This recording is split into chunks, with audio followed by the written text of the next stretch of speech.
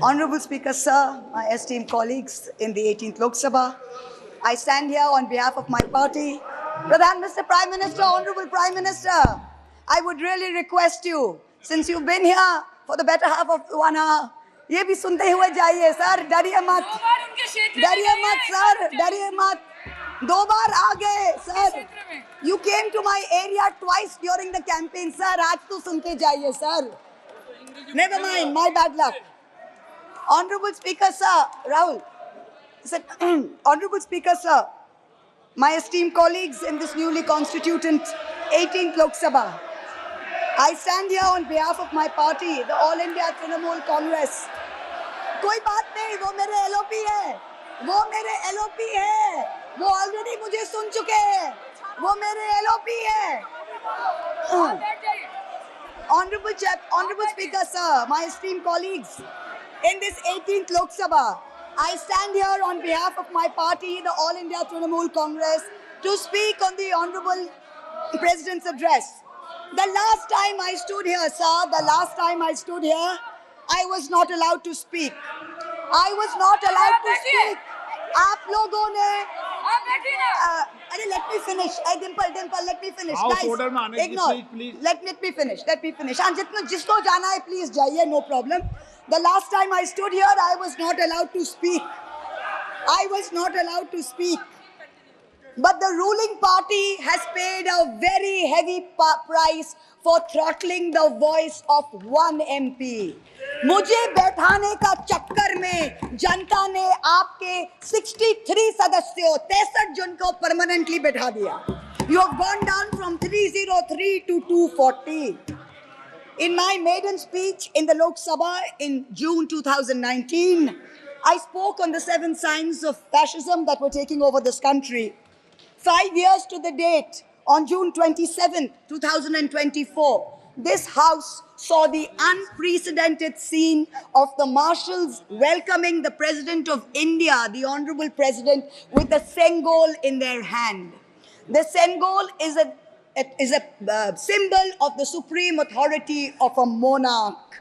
It has no place in the temple of a constitutional democracy. But, Honorable Speaker, sir, it is understandable why this happened. Because the BJP has still not understood that their 303 brute majority, their Rajtantra, has been reduced to a 240-seat minority by the Loktantra. They are still living in the world of the Sengol. This sudden changed reality, this new reality, is yet to sink in for the treasury benches and especially for the speech writers of the Honorable President's address. The speech that the Honorable President read out, she said, the people of India have elected a stable government with a clear majority. Please do not embarrass the office of the President by using poorly edited cut and paste versions of old speeches. This is not a stable government. It depends on multiple allies with a history of U-turns. It has not got a simple majority. The BJP is 32 short of 272. It is going to be a very hard landing for the treasury benches, as was obvious today. This time, there are 234 warriors this time, firmly united, and we have walked through fire to walk through these doors, so you will not be able to shut us up this time the way you did last time. There are numerous statements in the Honorable President's address that defy even a tenuous link to truth and to reality. Like in my 2019 maiden speech when I spoke on 7 signs, today I have picked out 6 themes from the Honorable President's address, and I will analyze how each of them is an exercise in fallacy and exercise in untruth. The address covers many issues, but I have chosen 6 themes. The first theme, the Northeast. The Honorable President's address says that the government has increased allocation for the Northeast by 4 times, has worked for increased and lasting peace in the area. Now, I have one question. Why is the word Manipur nowhere in the speech? Why do we refer to the generic Northeast? During the Lok Sabha campaign, the BJP, the ruling party, the Honorable Prime Minister mentioned many words beginning with the letter M. Musalman, Mullah, madrasa, Mughal, mutton, machli, mujra, Mangal Sutra, but not once did they mention Manipur. We don't need to act east. The government says we want to act east. We don't need you to act east. Look east, walk east, and most important, embrace east. I stand here for my brothers and sisters of Manipur, and I quote the revolutionary poet Pablo Neruda. One morning the bonfires leapt out of the earth. One morning the bonfires leapt out of the earth, devouring human beings. And from then on, the fire. From then on, blood. Come, see the blood on the streets. Come, see the blood in the streets. Please go to Manipur, see the blood in the streets. The second theme in the president's address, women empowerment. The speech says, women in our country had been demanding greater representation in the Lok Sabha and Vidhan Sabhas, and today they stand empowered by the Women's Reservation Act. This is a complete untruth. Firstly, you conveniently delayed reservation for women in parliament because you actually fear women. Yeah. You fear Nari Shakti. Yeah. You want their support, but you certainly don't want us here. The 17th Lok Sabha had 78 women, 14.3%. The 18th Lok Sabha, this Lok Sabha has only 74 women. Shit. 4 women less than last time, only 13.6%. The ruling party, the BJP, had called a special session to bring in the women's reservation bill. They have got a shameful 30 women MPs out of 240, only 12.5%. It is only Mamata Banerjee's Trinamool Congress that in 2019 had 37%, and even this time has got 38%. The president's address talks of a comprehensive campaign by the government to enrich and make 3 crore women Lakhpati Didis. All that we have seen so far is a far more comprehensive campaign to make 1 Arabpati Dada. I'm sure I don't need to take his name in this house. I'm sure we all know who we are talking about. The third theme, Kashmir. The address mentions that after decades of shutdowns and strikes, the Kashmir Valley has voted in an atmosphere of stability and security. But if abrogating Section 370 was such a good idea, why did the ruling party, the BJP, not even dare to put up candidates in the 3 valley seats of Anantnag, Baramulla and Srinagar? If 370 was such a big deal and you were going to campaign on the basis of 370, you did not even dare to fight the seats. The Kashmir Valley has voted in MPs who were against your 2019 decision. You downgraded Ladakh into a union territory. You told them it was a temporary move. Today, 5 years later, the Ladakhis are still waiting. They have not got back their statehood. You have not given them a legislature. You have not included them in the 6th schedule. You have not given their demand of 2 separate seats of Leh and Kargil. As a result, in the current Lok Sabha, the Ladakhis have relegated you to 3rd position in the Lok Sabha. You lost it. The 4th theme in the Honorable President's address, the Election Commission of India. The speech expresses gratitude to the ECI for conducting the largest election in the world. With all humility, with no intent to denigrate the office of what used to be the august constitutional body of this land, let us as members of this opposition put on record that we won in spite of the EC, not because of it. The commissioners chosen by a government-dominated panel in willful disobedience of the Supreme Court turned a deaf ear to the most egregious violations of the Model Code of Conduct by the ruling party, by the Honorable Prime Minister with his hate-filled speeches and his divisive religion-based rhetoric.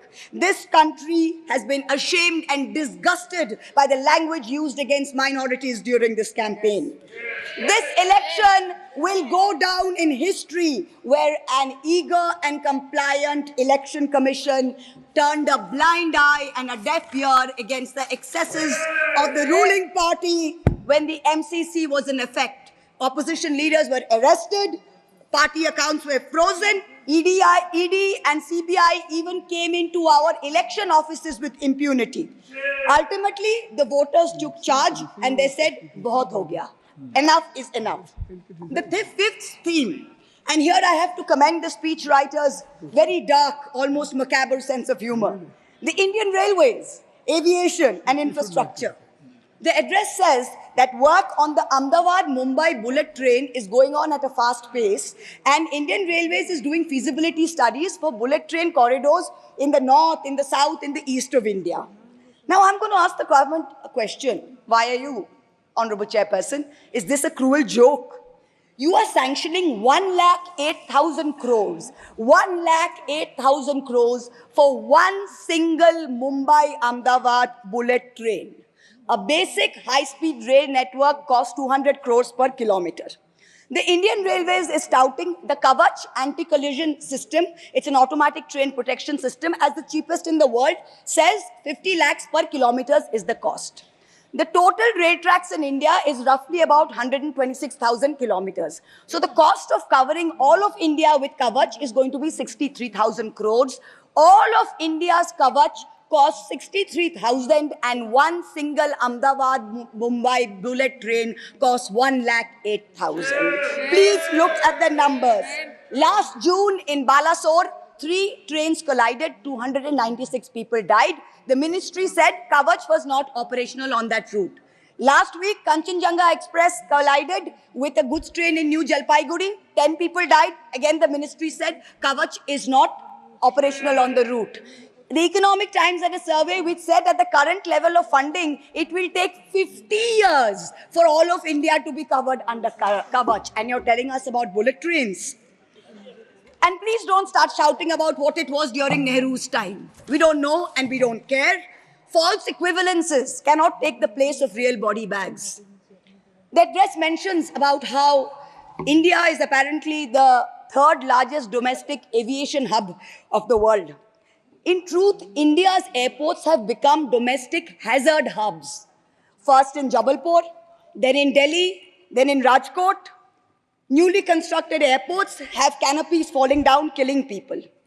The newly constructed Rampat in Ayodhya has had 3 cave-ins in the last week. The Pragati Maidan tunnel is flooded. The Atal Setu has developed cracks. The Ram temple's roof is leaking. This is exactly what happens when infrastructure is poorly planned and rushed in order for photo opportunities by the supreme leaders. The sixth theme, competitive cooperative federalism. Honorable Chairperson, sir, the last decade saw the most brutal government-sponsored throttling of cooperative federalism that this country has ever seen. I speak for my own state of West Bengal. The centre has withheld 7,000 crores in Manrega funds. 17 lakh households have been deprived for work already done.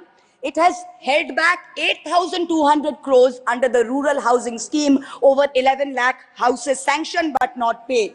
Another 1,000 crores has been held back in pension and PMGSY. A total of 16,000 crores. When we went to meet the Rural Development Minister, we were dragged out by the Delhi police and bundled into prison vans. Last week, as a delegation, we went to meet with Atishi of the AAP, who was on hunger strike. Look at what is happening in the AAP government in Delhi today. The Aam Aadmi is in power in Delhi. There was a 1994 water sharing agreement which mandated Haryana to release 613 million gallons of water per day to Delhi. Haryana is run by the BJP government, and they have reneged on this agreement. They are releasing 100 million gallons less per day, as a result of which 28 lakh people in Delhi are having to go without water per day. This government's competitive cooperative federalism seems to be an exercise in how to compete on how to choke opposition-run states. भैया हमको बैठाना आप पे बहुत भारी पड़ा, हमको मत बैठाइए, बहुत भारी पड़ा आप पे, बहुत भारी पड़ा. The government spent the past 5 years. Honorable member, kindly address to the chair. The government spent the first 5 years in almost perfecting an elected autocracy.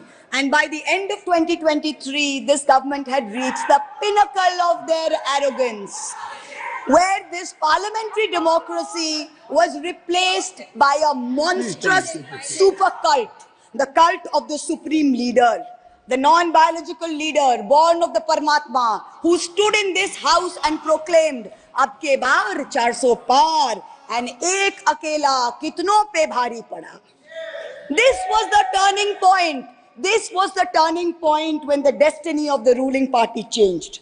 Whether in Greek mythology, whether in Indian mythology, if you act with arrogance towards the gods, you will be punished. We have 33,000 gods in India, but in our democracy, the most supreme of them is the Gana Devata, the Lord of the people, and they have punished you. You may have formed the government again, but yours is a Pyrrhic victory, a victory which inflicts such a devastating toll on the victor that it is tantamount to a defeat. In Bengal, the supreme leader started his Vijay Sankalp Yatra on March 1st in the constituency of Arambagh, then came to Krishnanagar, then came to Barasat, ended on May 29th in Calcutta. मेरे ऊपर तो विशेष कृपा की उन्होंने दो बार आए. The BJP lost all these seats. The Honorable Prime Minister did 23 campaign meetings in Bengal and lost in 20 seats. In Maharashtra, the Honorable Prime Minister campaigned in 18 seats. The NDA lost in 15 of them. एक अकेला कितनों पे भारी पड़ा. In Punjab, he campaigned in Hoshiarpur, in Jalandhar, in Patiala, in Gurdaspur. The BJP all lost all the 4 seats. एक अकेला कितनों पे भारी पड़ा. 3 states, Uttar Pradesh, Maharashtra and Bengal, account for 170 seats. That is exactly 1/3 of India. The BJP won in only 54 of them. Ek akela, kitna pe bhari pada. In 2019, the Prime Minister, the Honorable Prime Minister, had taunted the now leader of the opposition by saying that he must have used a microscope to find that one single seat in India where the minority were in majority. Honorable Chairperson, sir, it is so ironic that today the majority needed no microscope to turn the BJP into a minority. जहाँ भी majority है, वहीं आप ही minority बन गए. आप तो घुस-घुस के मारने वाले थे ना, इस बार तो जनता ने घुस-घुस के मार दिया. The treasury benches have always claimed that the opposition lacked in hard work and in merit. We are all part of a Parivarvad. We are dynasts. Whereas they are proud to be part of a meritocracy. They are proud to be part of a Modi ka parivar. How ironic is it today that 20 ministers in the union cabinet are dynasts? How ironic is it that the Honorable Prime Minister has to take to social media himself to tell people that no, it is not Modi ka parivar, it is NDA, the Nitish Naidu Dependent Alliance. In January, the Honorable Prime Minister consecrated the unfinished Ram temple in Ayodhya. He said he was tasked with the divine duty of bringing Ram Lalla home. The Ram Mandir was going to ensure that not only would the BJP cross 400 seats, but that this government would last 1,000 years. The last time in history that we heard of a 1,000-year vision was during the Third Reich. This was the second time that we've heard of it. But then ultimately, Lord Ram said, stop, not in my name. Oti dorpe hoto Lanka. Too much arrogance, too much pride caused you to lose the kingdom of Lanka. The BJP lost in Ayodhya, Faizabad, where the temple is. It lost in Banda Chitrakoot, where Lord Ram meditated. It lost in Shravasti, where the son of the Honorable Prime Minister's ex-secretary said, my father has built the temple, campaigned in his name, you lost there. All the seats around Ayodhya, Basti, Sultanpur, Ambedkar Nagar, the BJP lost. ये तुम लोगों के नाम जपो में पहले सा आराम नहीं. ये तुम लोगों के नाम जपो में पहले सा आराम नहीं. जबरदस्ती के जय श्री राम में सब कुछ है पर राम नहीं. जबरदस्ती के जय श्री राम में सब कुछ है पर राम नहीं. Today in India, there are 2 types of leaders. Those of us who come via the voting machine, and then there are many who come via the washing machine. There are still people who say, wait, you don't know Modi ji. Wait 6 months and see. The BJP will get 300 members.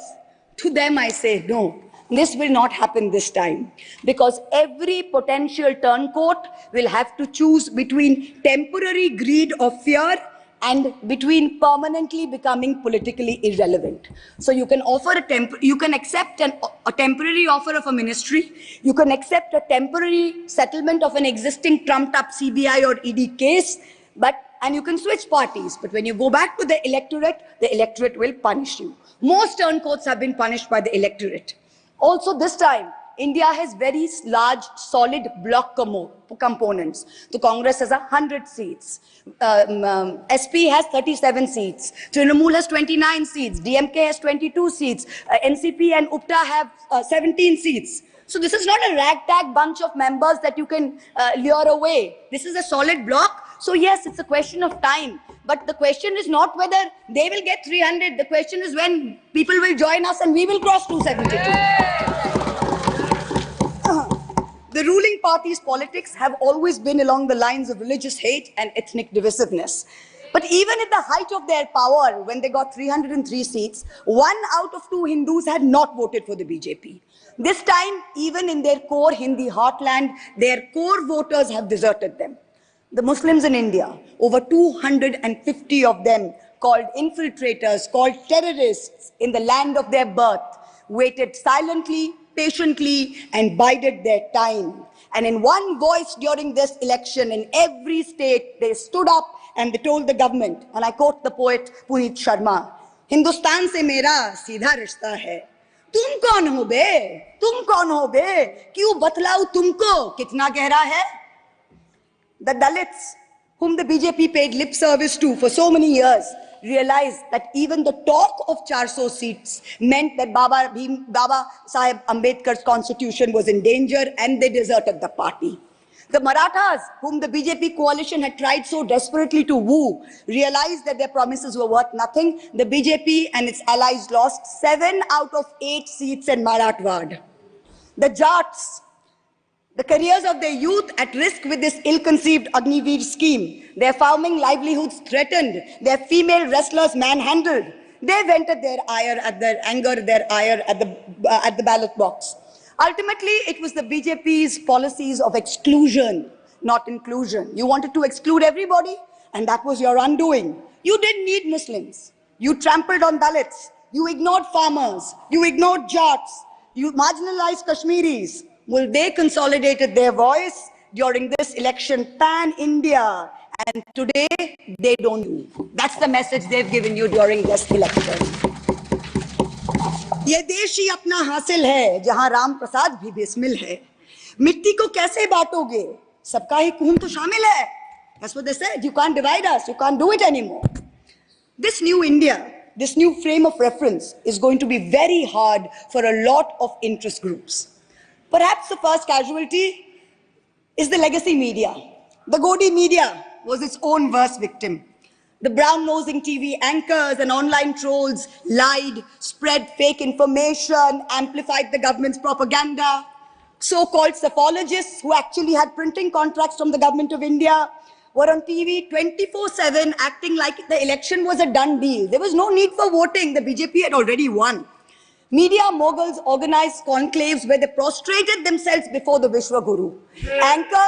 Anchors used staged interviews and set up scripts.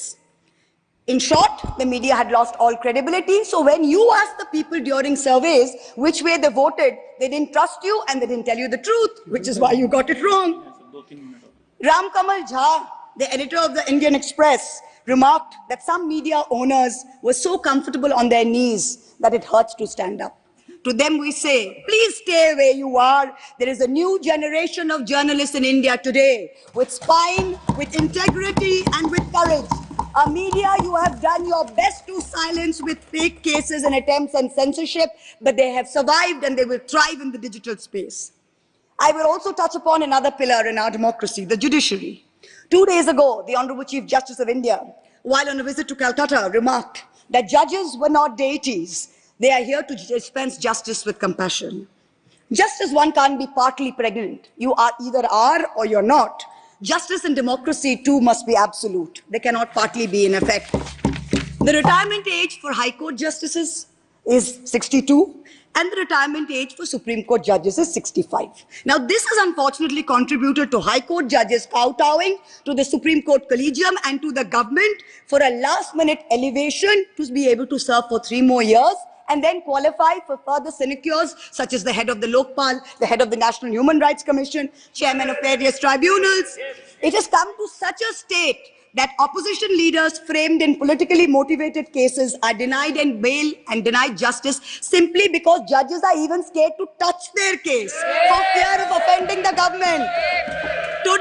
Today I say, the poorest people in India who have perhaps the most to lose from offending the government in power, they have shown spine and risen to the occasion. Your lords and ladyships, heed thy inner voice, have a spine, rise to the occasion. 7 months ago, on the 8th of December, this house was transformed into a Kuru Sabha, presided over by a blind Dhritarashtra, where Dushashan Darbaris made every attempt to disrobe Draupadi. The ethics committee that voted to recommend my expulsion on the 9th of November, they voted 6-4, had 10 members and 1 chairperson. Of the 5 Lok Sabha members from the BJP, 4 have not returned to the house. The chairperson, a BJP member, has also not returned. The Congress turncoat from Punjab who voted against has also not returned. The BJP lady MP from Maharashtra who started the debate in the House on behalf of the BJP has also lost. Much like Lord Krishna protected Draupadi, the people of Krishnanagar have protected me. In the last year, a lot of people look at me and say, oh, Mahua, you must have lost a lot. You lost your membership, you lost your house. And by the way, I also lost my uterus due to a surgery. But you know what I gained? I gained what Rahulji said, the freedom from fear. I do not fear you. I will see the end of you. We will see the end of you. Your ED, your CBI, your income tax, your trolls, your media, your bought out judges, nobody can scare us. The people of India are patient. They will wait patiently for this government to fall. And I hope that whoever writes the next speech for the Honorable President of India will give her the respect and the honor due by not filling it with falsity. This government has dishonored the office of the President by giving her a script that is full of lies. We wait, and the people of India wait, for the restoration of her honor and for the honor of her august office. It is in this hope that I bow my head to the holiest of our books in its 75th year of adoption. Hail the Constitution, Joy Sangvidhan. Thank you.